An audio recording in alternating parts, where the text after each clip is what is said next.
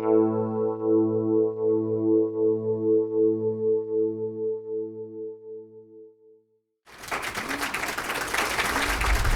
good morning. How'd you enjoy your opening session so far? It's great, right? Kaya and Mike are incredible educators. Thanks so much for joining us for this session. Lots of conversation around coaching and how important coaching is to the growth of educators. But one of the greatest tools that we can use to support educators is video. And I know as soon as I say that, some people go, oh yeah, really? Maybe you're not so sure. Show of hands, how many in here are already using ADVANCefeedback? Holy cow, awesome. Not intimidating at all, the experts here in the room. Well, this is going to be a great discussion. It's not going to be just us talking at you. We certainly want to hear your opinions as well. Let's talk about the work. That's really what this is all about. Also, the hashtag is still, something that we want you to use, hashtag NELW 2020. Share your thoughts, what you're learning on Twitter or whatever social media channel you like. But let's get started. Real quick, before I introduce my panel, my name is Don Ricchino. I'm CEO of Inside Advance. Been on this journey with this team we're going on our 5th year. Appreciate everybody in this room who's been a part of that journey. Can't say enough about it. I have one of my team members, Dashal Chenault, in the room, who some of you know. She helps train you and get things implemented. But it gives me great pleasure to introduce my panel. These are folks that have absolute expertise in this area. They use this tool. They know the research. They have the experience, and you're going to learn a lot from them. So I'll introduce each one of them and let them tell you a little bit about their background and where they come from. So Dennis from Winthrop, why don't you introduce yourself? I'm Dennis Dotterer, assistant professor at Winthrop University. Prior to Winthrop, I worked for the State Department of Education in South Carolina for 12 years in the area of human capital management systems and other duties assigned, as you all very well know. So basically, when someone left, I became the interim whatever. So interim evaluation, interim charter, interim transformation, priority schools. So I took over a lot of those opportunities to really work with schools and transformation and teachers. Prior to that, I was a middle school principal, an elementary principal, a middle school teacher, an elementary teacher. So I never really figured out where I wanted to fit. So I bopped back and forth in there. So overall, my experience lies mostly with supervision techniques, working together, and how I got combined with video is I actually wrote my dissertation on the use of video to enhance teacher reflection and the ability to enhance coaching, instructional coaching. Okay. Shrhonda Hemingway from Marion County. Any Marion County folks in the room? There you go. It's your people. More people. All right, good morning. I'm Shrhonda Hemingway. I'm from Marion County. I'm an assistant principal at Easterling Primary School. Prior to becoming an assistant principal, I was a 3rd grade teacher for 6 years. And then I became a lead teacher through the E3 grant. And now I'm an assistant principal. So we use video basically to grow ourselves and to grow our teachers. Awesome. Thank you. And then Rebekah Ralph from the state of Georgia, right here. We're on her home turf from LaGrange College. Yes, I'm Rebekah Ralph. I'm from LaGrange College. I serve as edTPA coordinator and I also supervise student teachers and am an instructor of educational technology there at the college. Before coming to LaGrange, I was a 4th grade teacher at a Title I school. And was kind of thinking about why do I do this work? Why am I so excited to share what we do here today? Is because I have 5 awesome kids, so they're my why. But when I was in my specialist program, what I realized for my 5 kids is that I want the best education possible. But we had an assignment where we had to do an equity audit. And I realized that my kids are getting the best teachers and not all kids are getting the best teachers, and I wasn't okay with that. And the right doors opened at the right times for me to put me in a position now where I get to support and train new teachers. And so when I came into that role, I realized we got to do something different in teacher preparation. And so that's kind of where I've come to use video as to assist teachers in reflecting and building their skills and learning how to grow themselves so that they can support their students. Awesome. Well, again, you can already tell just by their introductions, they have the background, they have the experience, and we're going to learn a lot from them. Very quickly, and this is not a company or product pitch, you're probably more familiar with Inside Education Group. Who's Inside Advance? We are the video software side of all of this, and this is our mission. We're a group of former educators. Our team members are all former educators, and our focus really is how can we use video to help teachers self-reflect, work in PLCs and cohorts to get that peer feedback that's so important. What do we often say? Sometimes the best PD we get is from the teacher down the hall. Well, sometimes that teacher's not down the hall. Sometimes that teacher's in a school that's 2 miles away. And maybe we can't get a sub, and we don't have the time to go and observe that teacher. Video allows us to really do that. So, and then get that collaborative instructional coaching. This is really a focus about growth. People hear video, they get nervous right away. We're certainly going to confront that in our discussions. They sometimes think, well, that's a gotcha. Well, those of you that are familiar with Inside Advance might know our hashtag. Our hashtag is growth versus gotcha. That's what this is all about. We come from this from a point of view where the teacher controls the video. There's not somebody walking in to record you. You are in control of that, okay? A little bit about use cases. I'm sure you guys are familiar with all these, but there are so many different ways video can be used. We're going to hear about it in this panel, but we can also hear from you guys. Self-reflection, as we just said, so powerful, that peer-to-peer. You can even use video to calibrate your observers, and that's something that a lot of folks don't talk about. The folks who are observing you or giving you feedback and giving you coaching, how do they know what to look for? Video is a great tool for that as well. So lots of ways to do it. I'm going to ask our panelists to talk individually about their experiences and their use cases. You might not be able to scan this. It might be a little bit too small, but each one of these is a blog post on our website that underscores what they're doing. So you can actually learn more about it. But I'm going to have each one of them sort of give us a couple of minutes about their use cases. So Dennis, when you were with the South Carolina Department of Ed, why don't you talk about how you were bringing video to various districts? So in South Carolina, we had about 12 years worth of grants where each school was getting between $1 million and $2 million a year. And those grants were about to sunset. So with that sunset meant the instructional coach was going to go away, the amount of observations was going to go away, the evaluation tool was going to change. So it became trying to find a system that can give the teachers the same support that they have had while still giving them the opportunity to own the process. And that's really why we ended up moving toward the video piece, is because the teachers had been getting so used to being part of the process rather than having the process done to them.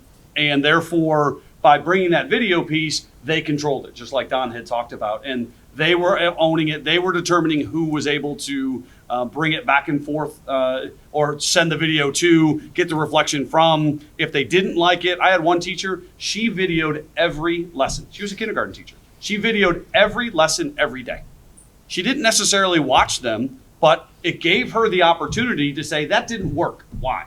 Or that worked great. And she was a mentor teacher. Let me share that with who I'm mentoring. So just ideas like that were the reason why. And then once it started, it really snowballed. And more teachers wanted to get involved and more schools wanted to get involved, which is how it ended up coming to pass. Awesome. Shrhonda, can you talk about Marion County? Well, in Marion County, of course, we're through the E3 grant. So as leaders, we were kind of introduced to it, and they told us to kind of get familiar with it so we can later introduce it to our teachers. So we started with kind of coaching sessions, model lessons, things like that, and critiquing ourselves. And then we started to get comfortable with it, and we started sharing it out with peers, and they were giving us feedback.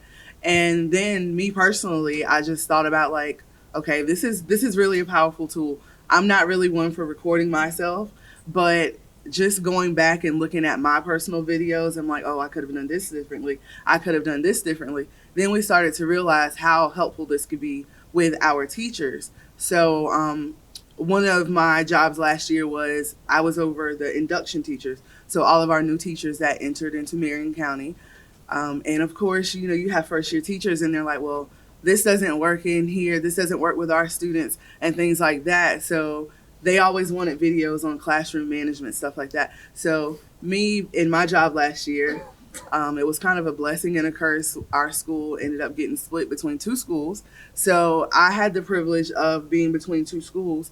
And so I started going out and finding what they said couldn't work in our county. So I started videoing. I was asking teachers, could I video them? And then I would take that back to my induction teachers. Wow. So they actually saw that things were possible in Marion County because there were teachers already doing that. So not only were we growing ourselves as leaders, we were able to grow teachers and actually show our induction teachers that things do work in Marion County. That's great. And so then with Rebekah and LaGrange College, I don't want to steal your thunder here, but I think LaGrange College might be our longest user. They were using ADVANCefeedback before Insight Advance was actually a company. It was in beta with Insight Education Group, and I think you started almost 5 years ago. We did. So. Back in 2015, I came to LaGrange College as edTPA coordinator, and then the state of Georgia, edTPA became consequential that year. And so there was this real pressure to get our teachers ready for the edTPA. And so I came into the position, and there's a video component of edTPA. I'm like, well, if they've got to do this for edTPA, we got to get a video, we got to get them practicing. And so I started, how can we do this differently? And I was looking around and just happened to come upon ADVANCefeedback. And so I was like, this is perfect. We're going to put it in all of our programs and do it across the board, and the kids are going to love it. They love videoing. And that absolutely blew up in our face. And I'll explain that in a minute. But what we did, the students saw it as a connection to a mandate and another hoop they had to jump through. And in my head, I saw it, all the potential possibilities that it would afford and the ways that we could then transform teacher preparation. And so we took a big step back the following year. And slowly have built up a program where we use video in a lot of different ways to support our teachers, from foundations of education all the way through student teaching. So we use it in about 6 different ways. We use videos to teach theory and practice. So we're talking about this thing in the classroom. Let's look at what it actually looks like in the field. We do self-reflection, getting the students comfortable with that piece of it. And then peer-to-peer. So they're sharing videos with each other, and that's really allowed us to diversify our student teachers' placements. So they get to see, classrooms and instructional strategies in so many different ways that they never would have seen before if they only had one traditional placement per semester. And we do use the formal observation piece. And then we also have kind of started this new, I don't even know what we're going to call it yet, but we're calling it like the digital ADVANCefeedback PLC teacher mentor type of thing going on. I just like to keep exploring and expanding, but it's just been really exciting to try to figure out how to make this work again, because in the end, it's all about getting the best teacher in the classroom on the first day. Like, that's my passion. Awesome. So, yeah. Love it. What I keep hearing though from our panelists, like the connective tissue or like the core of everything seems to be feedback and coaching. Would you guys agree with that? So if we know that coaching works, we need to figure out how first to build a coaching program that's going to work. How, you guys hear about that in all the different sessions here. Anyone know Pam Moran, former superintendent in Virginia? Yep, some nods. She, along with Becky Ellis, who's one of her instructional coaches, they helped us create this ebook about creating a coaching program that works. So if you don't get a chance to scan this QR code, come see us afterwards and we'll hook you up with this. But this is a free ebook that you can download. But with that, I'm going to jump right into some of our discussion questions. So again, if you have something you want to add or you have another question for one of our panelists, please feel free to jump in. So we'll start. I'll just throw it out there. No particular order. What problems were you guys trying to solve here? What was the point of bringing video in the first place? I kind of already mentioned the problem that we were facing. It came down as a mandate, but the real problem was that we were doing one thing on the hill at the college, we're literally on the hill, and then the students were going out in the classroom and seeing something completely different, and there wasn't a real connection and partnership between what was happening and what our cooperating teachers were talking to our students in the field, and then what we were saying in the classroom, and them seeing the connections between all of that. And so ADVANCefeedback and being able to record and share and then see the comments that not only that the students are leaving, but that their cooperating teachers are leaving and that we're leaving, it's really just kind of helped us figure out how to get on the same page so that we can then prepare students who will be prepared to enter the school district, kind of ready to go with their instructional strategies and things that they are wanting our candidates to have. And for me, you heard about the South Carolina that we were trying to create human capital management systems that were much more cost effective. And then in the past year, as an assistant professor, I'm in educational leadership. We began implementing this in our supervision class and techniques of supervision and personnel, because what we're trying to do is front load with the new principals or principals to be, how to utilize video for that self-reflection piece and be able to have them start to ingrain it in their practice so that they can then start passing it along. And ours is kind of similar to his, just basically trying to get us to be reflective, getting other educators to be reflective and perfecting their own craft. So, you know, of course, if you're videoing yourself, if you're videoing your lessons, you have the chance to go back and kind of critique yourself, because when you put it in advance, you don't necessarily have to share it with others, but it's kind of for you to be self-reflective. And then as you become more comfortable, you can start sharing it with your peers. So basically just to get us to be more reflective and perfect our craft. So you had particular problems that you were trying to address and solve. Were you surprised to learn that it could actually solve other problems that you didn't anticipate? I would say yes, because as I spoke about my previous situation, as I started playing with it, I was like, okay, I could be using this for this. So we began to use it for PLCs. We began to use it for model lessons.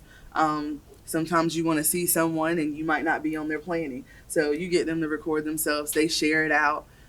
You're just kind of learn to get the biggest bang for your buck. You know, one video can serve multiple purposes. Right.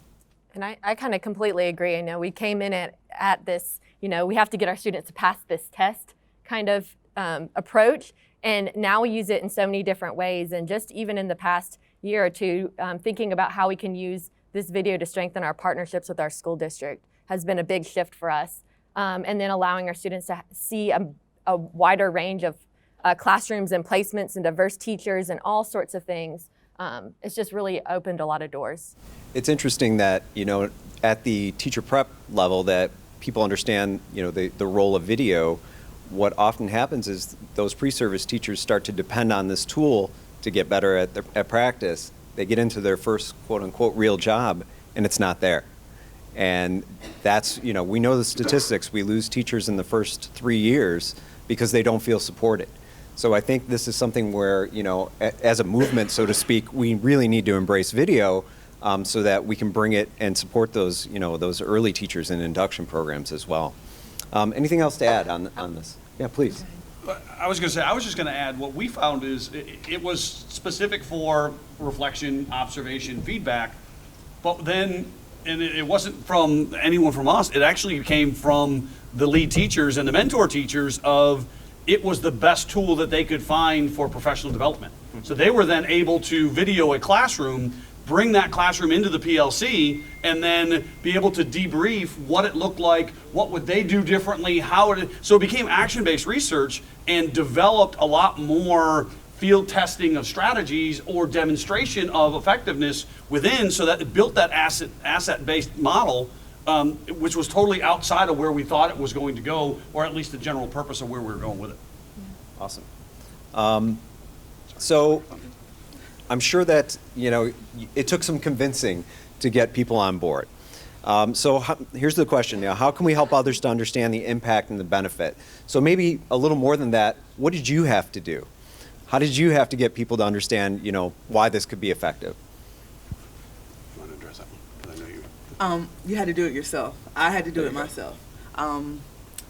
Did you jump in? Did you love it? I did not. Exactly. My Marion County folks, they know me. I'm very shy. Don't like to listen to myself. Don't like to hear myself talk. But I knew it's what I had to do to get them on board. Mm-hmm. So once I started doing it and then realizing how I could use it, just sharing my videos out with them, letting them see me in the classroom, letting them see me do model lessons, and then they became more comfortable with it. And it's still a work in progress because I'm now at a different school. So just kind of letting them see me video myself coaching, letting them see me videoing myself doing post conferences. So with anything, I think you just have to really show them that we're doing this work together, I'm growing as well, and it can help us all. Yeah, and kind of piggyback on that, like it had to be a whole culture shift for us. Our candidates didn't have to see it as an evaluation, but more as an opportunity for growth. And once we got one cohort that would buy into the fact that this isn't something that's penalizing or something that's extra that you have to do, it's really going to help you. That's really what made the difference. And we had to get over the, I'm so glad Advance doesn't have like filters or something, because, you would think like the younger generation would just love to record themselves and take pictures, but they want it to be perfect, just like we do, And so we had to get over the fact that it's okay not to be perfect, that this is about growth. And if it's perfect, there's no way we can help you grow. And so we would just say, record it and upload it. Don't even watch it, just upload it. And once we could get past that first hurdle, it made it a lot easier for our candidates, I feel like. So we don't need filters with little hearts please floating don't. above their heads and things like that. I shouldn't say that. Somebody's going to ask for that then, right? In looking at the research, and then I'm writing a paper now on the barriers to implementing, because it was amazing what the research pointed out, that the biggest barriers are people don't like to see themselves. People don't like to hear themselves. People think it's a gotcha. And they don't understand the general purpose, because it's one more thing. So, based on the kind of those 4 ideas, it became a how do you step by step, and with Decatur schools really kind of helped design this of, so what do you need to do as a school? How can you implement? And it became, even little strategies like video something that's 15 to 20 seconds that's funny, that has nothing to do with education, that has nothing to do with you, just to start working on the technology aspect of it. Because even though everyone has a phone, it's amazing how many people can't actually take a picture with their phone. So by doing it and going step by step, it's a process. And just like you heard, if you don't run through that process and you try to go all in, you're going to get a lot more pushback than when you walk through the process in a way that's a lot less scary, if you will, for them. I'd love to talk about success stories. One of my favorite personal success stories, does anyone in this room know Paul Freeman from Guilford Public Schools in Connecticut? Couple nods. There's an article in Education Week about his use case that Peter DeWitt wrote about confident vulnerability. And so he's using advanced feedback not with his teachers yet. He's doing very much sort of Shrhonda, like you're saying, I have to do it myself. So as a superintendent, he's asking all of his principals and coaches to record their conversations and reflect on them, and then pick some that they want to send to him. And so he's looking for folks to feel like, they can be confident enough to say, I'm willing to be coached. Here's my practice, help me. And he said, before I can bring this to teachers, I have to show as leaders we're willing to do the same thing. We're willing to put ourselves out there. So that's one of my favorite success stories, but I'd love to hear yours. Okay, I'll start. So I think the biggest thing for us is just when I talk to our candidates a lot. We're a really small school, Department of Education, and a couple things kind of always seems to emerge is that one is when they get to that point when they realize, those lessons that I thought were terrible really weren't that bad. Because when I went back and watched myself, I can identify something that I could do differently. I can make a change, and then I watch myself get better. So, the nice thing about the advanced feedback platform is that it keeps, your videos over time. And so we can actually go back and reflect and watch videos again from the first semester of their junior year when they're getting ready to exit the program and look at the growth they've made and where they still want to make improvements. So that's been really beneficial for us. And just getting our students to see how their practices impact students, right? So getting them to be able to reflect more deeply on what I'm saying, what the students are saying, that has been something that has helped our candidates think more deeply and critically about their practice. And I'm going to go right along with her, just being able to get to that point where you can be reflective. Because I keep going back to myself because I feel like I am my success story. When I was going through college, I had to record myself. I never looked at it. We had to write papers about it. I was like, okay, I did this.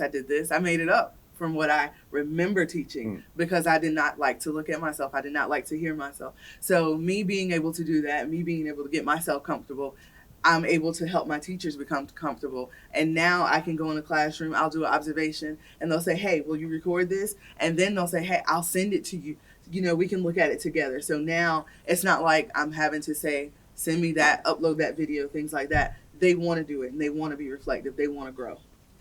There's a lot of emotion tied to that too. So, you know, a teacher feels pretty isolated, especially new teachers. Would you say, show of hands, how many feel like that newer teachers feel isolated? Yeah.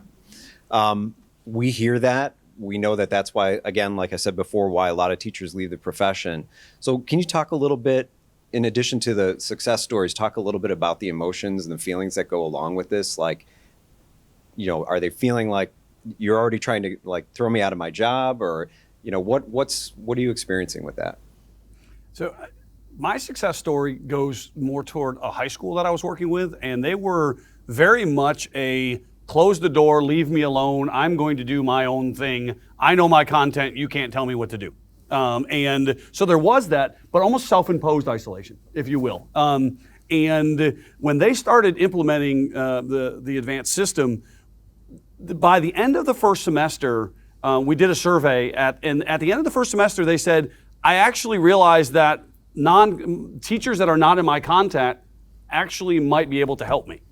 By the end of the year, the survey was, I'm purposely going to share with non-content teachers so that I can get a different perspective on my teaching. And then at the end, you know, when the data came out during the summer, every EOC as well as the SAT and ACT went up between 15 and 30%. And they realized that it was that collegiality and that removing that isolation that really benefited them. And it was amazing to hear what they had to say about a high school that didn't like each other really, that became more collegial than any other school in the district.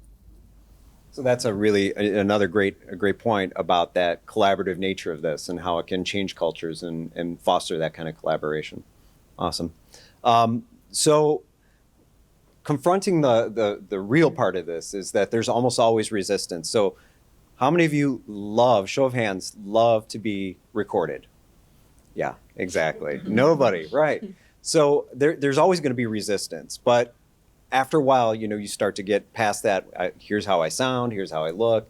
How did you guys do this? Because that had to have been maybe the hardest part. I don't want to put words in your mouth, but that has to be one of the hardest parts, in my opinion, is, you know, how do you get folks who are resistant to do this to embrace it? So I'd love to hear some stories or ideas and strategies that other folks can implement. You know, I think leading them down the path instead of just do this, I don't think it's a great practice of, all right, everyone has to video themselves once before March. That practice doesn't necessarily gain a whole lot of traction in terms of getting things done. But if the school leaders do it and they start it, and then they start to move on, and then you create a pathway of, let's do a 15-second video. Everybody videos something that's fun, and then we're going to vote on the best video.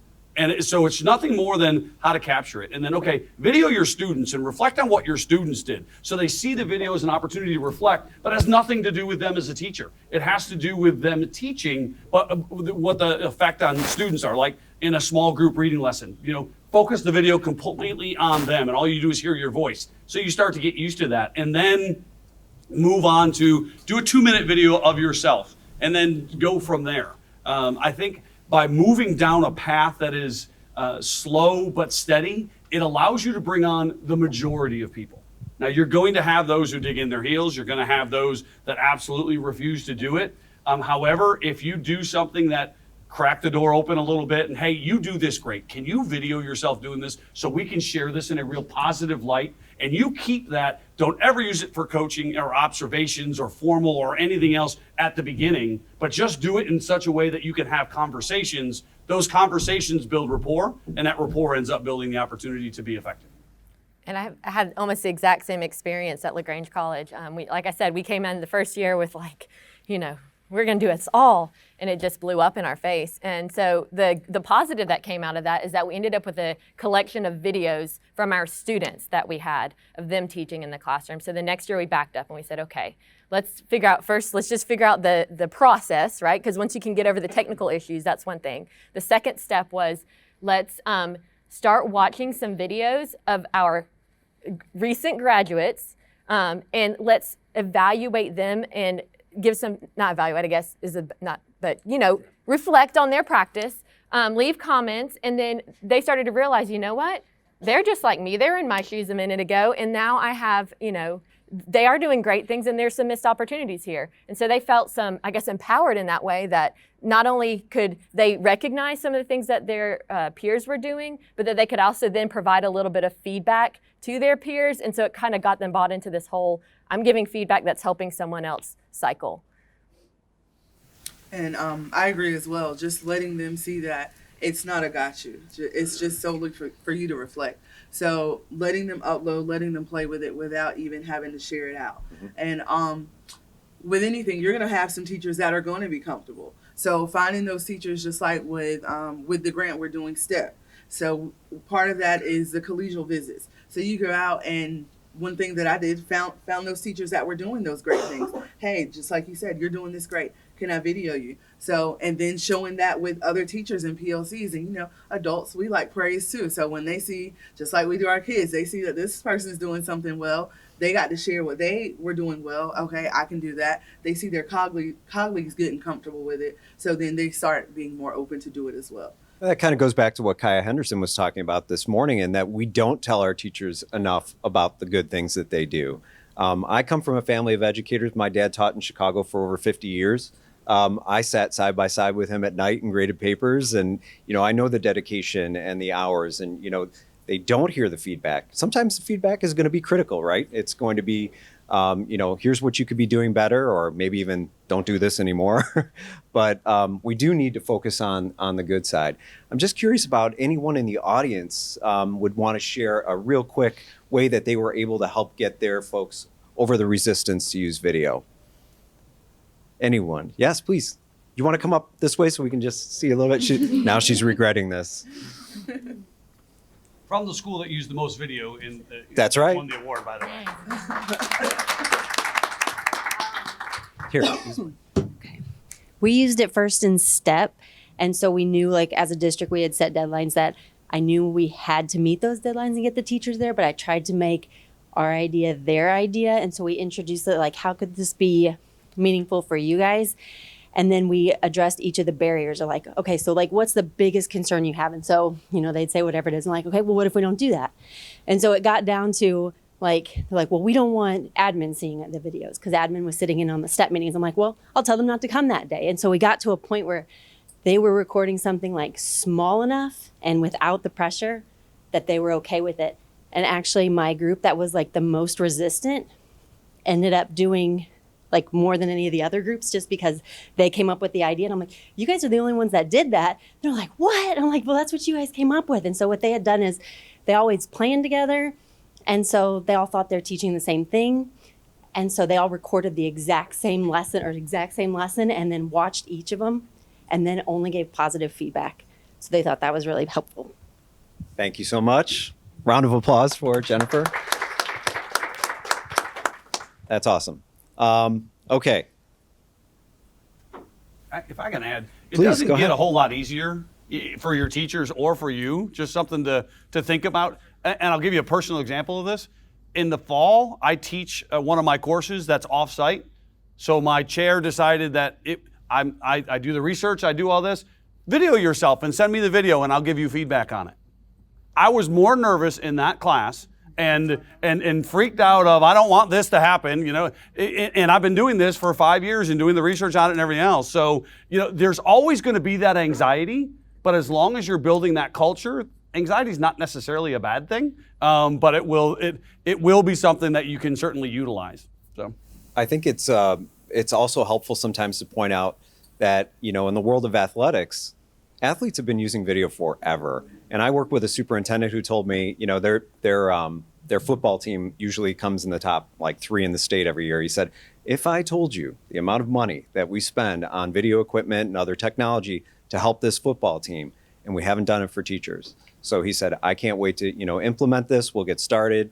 Musicians use it. Performers, dancers use it.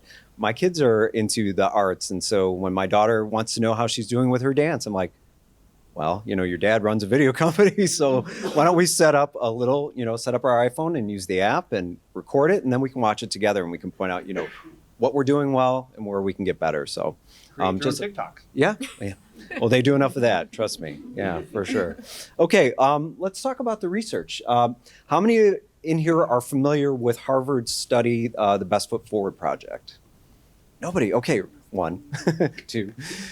So very quickly. So this was a project, part of the Met study, trying to take a look at what video impact would have, or what impact video would have on observations and coaching. And the number one thing that came out of that is that teachers really started to be more self-reflective. And that's what other superintendents, other coaches tell me is like, if I can just get my teachers to be more self-reflective, I'm starting to win already. Reflect on your own practice. The other thing is, and I won't go through all the findings obviously, but the other big piece is video presents a common piece of evidence. So how many times, before video, as a teacher, were you observed and then somebody gave you feedback and you looked at that feedback and said, that's not what I did, doesn't match, and I see heads nodding.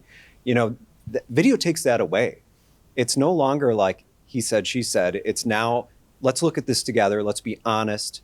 And that's what it does. It helps break down those barriers and have honest conversations. So Best Foot Forward, that's Harvard. I also have to give Harvard another shout out for their Visibly Better group. So if you Google Harvard and Visibly Better, check that out. Lots of resources for getting started with video strategies. Our founder, Michael Moody, is on that website as well, giving strategies about how to build trust using video. We'll tweet it out as well so you guys can get it there. But I'm curious, Dennis, I know this is an area where you've done a lot of work. Talk about the research. What's helped guide you in this work? So I think one of the other pieces is multiple point of views. So teachers typically see it from their teaching point of view.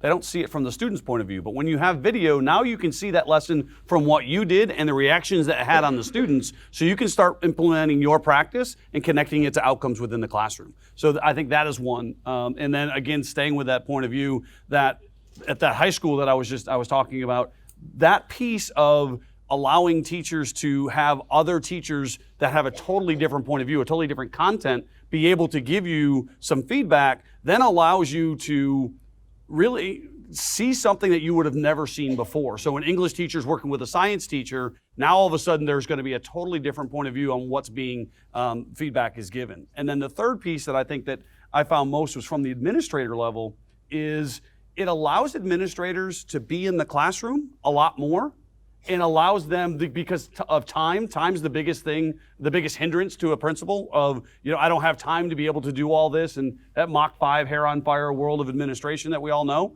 But what it does is, I'm not a morning person, but I'm a night person. So at midnight, when I'm bored and everybody else in my house is asleep, I can pull up and do 6 observations and be able to give feedback to teachers that otherwise without video, I would never have that opportunity. And that's one of those things that I think that a lot of my research was really showing was the ability to change the parameters of what time actually means. That's one of the key takeaways also from Harvard's Best Foot Forward project is that administrators, coaches found that it helped them with time management. They were able, like some folks will tell us, I'm supposed to observe every single teacher in this school 4 times a year, and I have 50 teachers. I have no idea how I'm going to get that done.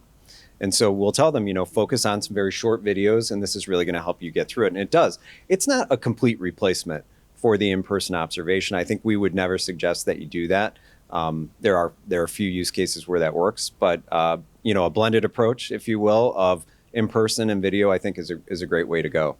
How about others about research? What's been impactful for you? Yeah, so I was fortunate to participate in that Visibly Better working group. And something that I took away from that was this whole idea of deliberate practice. And so like with athletes, they don't just go out and hit a baseball 1,000 times. When they go practice, they're looking at something very specific. And so what I was able to take back and how that's changed what we do with our candidates is that instead of having them upload a video and just reflect on whatever, we try to get them to focus on something very specific that we've been talking about in class or that's aligned with a learning goal of their students or themselves or this school that they're in or whatever it is, so that they can deliberately reflect, practice and improve on that one area and then move on from there. And so that has, that was probably my biggest takeaway in how we've kind of worked video into our program. And I'm going to go back to the time piece because that was one of the biggest things that we saw as well, especially with PLCs and things like that. So being able to put that in advance, and they don't necessarily have to look at it at that time. They don't necessarily have to see that teacher at that time. So being familiar with that same research from Harvard, that was one thing that stuck out to me as well. Just the whole time piece. Usually during the day we have to find that one specific time to go at that specific teacher. But when they're able to put it in advance, I'm a night person too. You'll be able to sit there and look at it at night. And most teachers, that's just not what they're thinking about during the day. So Right. They'll be able to have the access to that video at any time. And then again, like you were saying earlier, what worked last year, we might have a teacher this year, that same issue, you could just shoot that out, and that saves a lot of time and a lot of money. That's great. As we've sort of matured as a company, we've heard sort of this call for something more than just asynchronous video, recorded video. Folks started telling us it would be great if we could have like a Zoom or a GoToMeeting like feature that we could use.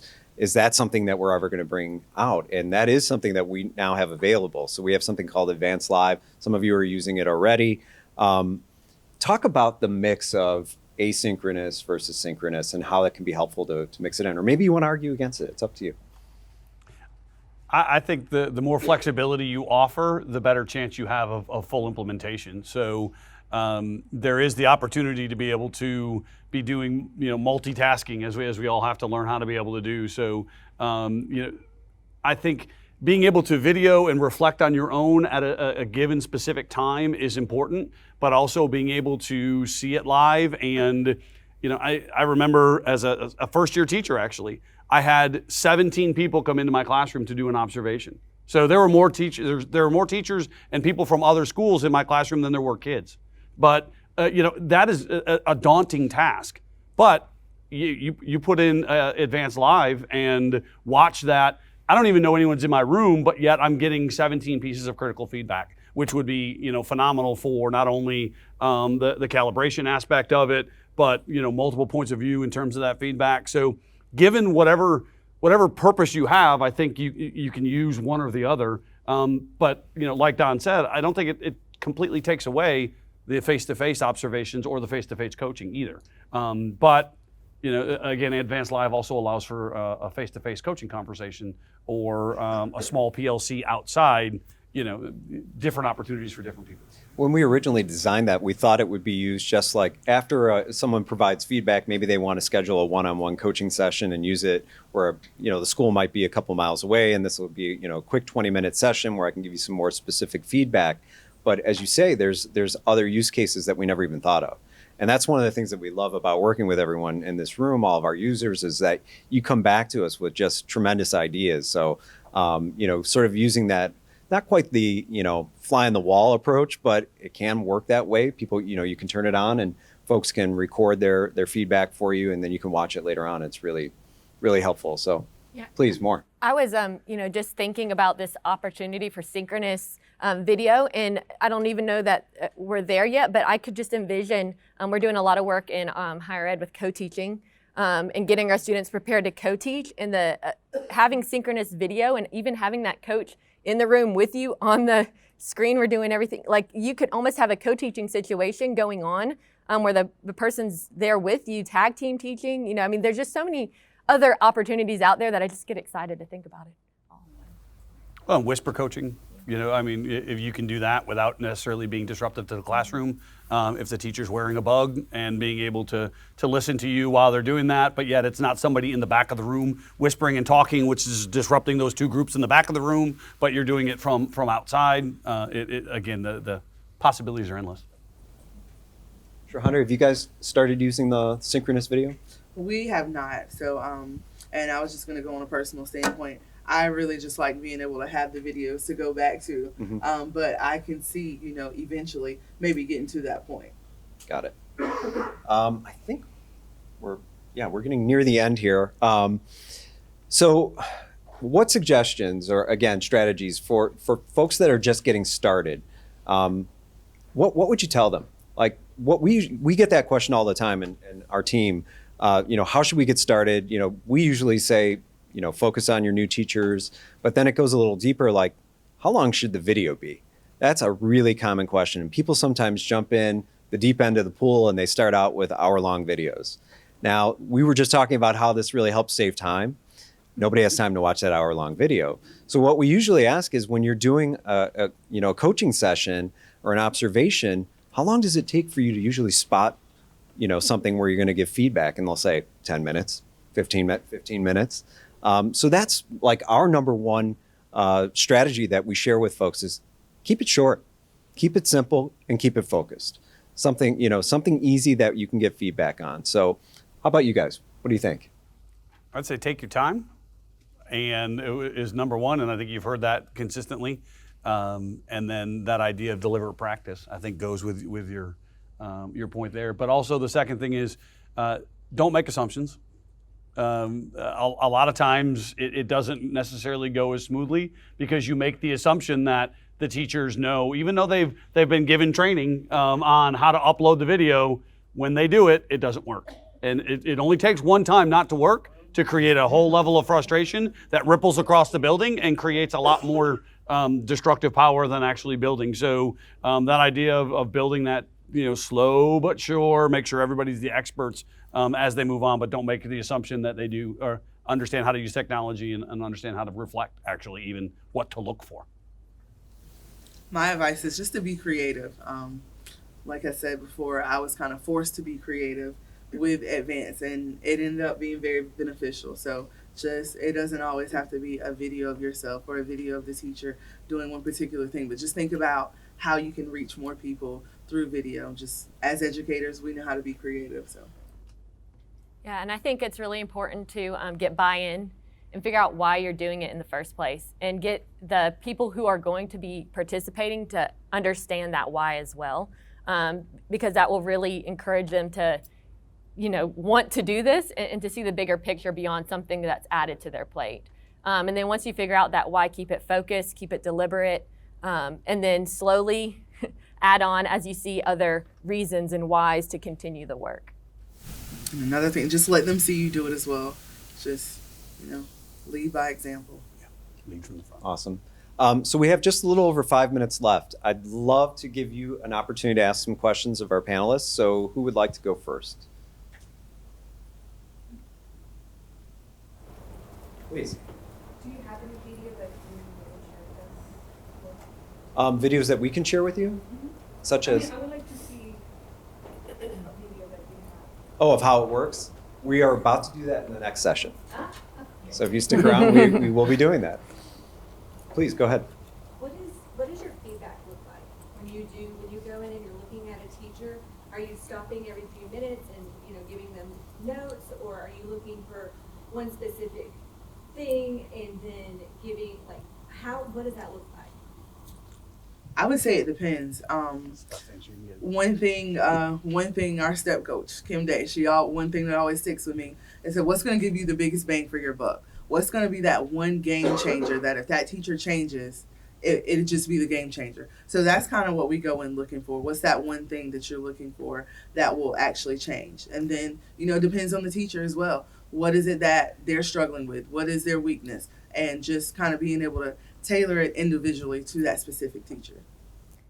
Yeah, and I'd say ours depends on the purpose, and we are always trying to be transparent with our students about what the purpose of the video upload is so that they don't feel like we're looking for something that they weren't ready for. And then we always ask them to reflect first and leave comments first so that we can reply to those. And then part of the pre-observation instrument for us is an opportunity for them to leave a note to us that says, please provide feedback on this specific thing. I'd really like to know more about this. So that it does, even if we're asking the purpose is one thing, but they really want to know about something else, we make sure we hit that as well. Mm-hmm. Please. Have any of y'all made an exemplar bank for videos that we were talking about of an exemplar teacher that you take to somebody else, and if you have, then how do you manage that bank? Because I know usually it's just I share to you or you share to me. Have you managed that bank differently so that the people that need to get a hold of the video can? So this is for basically the resource library section. So I know some of the schools that I've been working with, they almost like Google or YouTube, they kind of keyword it.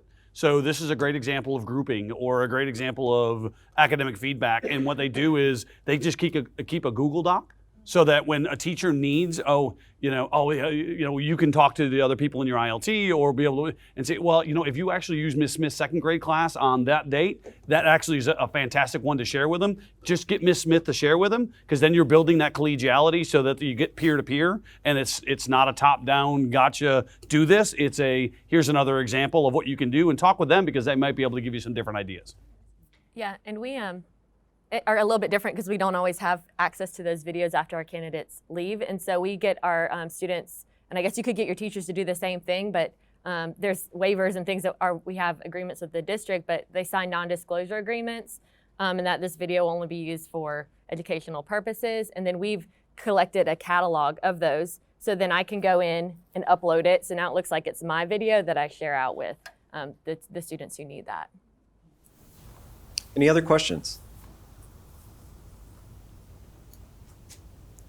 One thing, if you don't mind, Sure. and I've worked for years before that, one thing I think is a barrier, or has been a barrier, is we say, okay, video it, upload it, reflect. Right. Okay. What's your greatest impact on student achievement? Well, that conversation has to happen before the video ever happens. That has to be in the planning phase. So the professional development to teach teachers and support teachers on what are you looking for when if I'm going to teach a lesson on plate tectonics, Right. what part of that lesson is going to impact student achievement? Right. The most that I see. And What are the that's, key takeaways? What do we have to achieve? and I think that's a piece that's missing. So that becomes a barrier, because you say, 10 minutes, that could be the first 2 minutes of my class with what I really, the mastery of learning, because it's all about student mastery. Right. And that's where the bang for the buck is. So that conversation, and that's what I found, that conversation has to happen in the planning stages, almost like a professional development support before you ever starts. Right. In order to be effective, because it's a very effective tool. And no, I don't like to hear myself. I have a tendency to look at what the kids are doing. Right. And That's a great I figure point. If the kids don't do it, then I'm not doing it. Right. Then I look and see what I didn't do or needed to do. And to be open, like you're saying, because, if you don't want anybody to see that you think you're perfect and you got the wonderful lesson. I've destroyed children, I'm sure, for the last 30 years around them. But if I create a lesson, and I'm always putting I don't really care, because I want what would you done different that could have helped me. And if I put something up there and it's not quite right, then that person sitting beside me, I'm not going to do that because it's a gotcha thing. Because you're going to have that. Oh, that's okay, because she wasn't perfect either. So that conversation has to happen Right. up front to build that relationship, that strong relationship, to share. Because when we upload, I get like 25 teachers. We have like 27 teachers, and my inbox starts going off. Sure.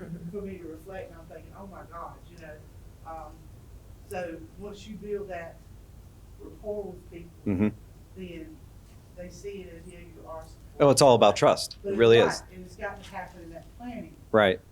So I'd love to hear how they would address that. We have just a couple minutes, so how do you guys deal with that? I would actually take that one level up of don't make the assumption that teachers know how to self-reflect. Right. So what do you reflect on? I think that alone is a professional development to be able to help teachers identify what should you be looking for. You had mentioned, I'm looking for mastery of students. So looking for the idea of reflecting on practice to student actions. Reflect on that, but that guidance, while we just assume, self-reflect. It's a skill that becomes better with time, which means that you do actually have to create a professional development around that if you want to make it effective. That's a great point. Yeah. Please. Quick technical question. Yes. I have an iPhone. The advanced icon, it loads very easily on my phone. But for folks that don't have Apple devices, it doesn't work. Is that It should work in your. technical issue? It should work in your browser or even on your phone in the phone's browser. Yep. That's correct. There is not one. There's just right now for iOS. Mm-hmm. Jen. I was just wondering if you guys, like, going off what she said about self-reflecting, like, do you guys have some kind of protocol or something? Because I know we say, like, self-reflect, and some teachers are super reflective and they'll put, 20 comments, and others will put, like, one sentence. Right. So some guidance around self-reflection. So we model for our students what that looks like in some of those first videos, and we show like, okay, this comment, it's not scratching the surface, and this is what a deeper comment, this is what I see. I think this is impacting it because, and we kind of give them some sentence frames almost that could help them. But it's still something we're working on too. I mean, that, like you say, self-reflection is such a skill that is learned over time. And I think something that we're doing, it can kind of lead into the video. Like when we do collegial visits, when we do walkthroughs, we'll do like, we do look fors. So we'll have a sheet that's telling them, okay, this is what we're going in looking for. And then we kind of reflect on that, so that can kind of tailor on into the video piece. Perfect. Well, we are out of time. I want to thank our panel. You guys did a wonderful job. Round of applause for our panel. If you're not as familiar with Inside Advance or Advance Feedback, check out our website. Tons of resources there, lots of articles, blog posts, and other tools. And those tripods are for you, so take those tripods home. So thanks again. Thanks, everybody. And our next session, you're welcome. Our next session's in about 15 minutes, where you can actually get hands-on with the product if you're not familiar with it. So thank you again.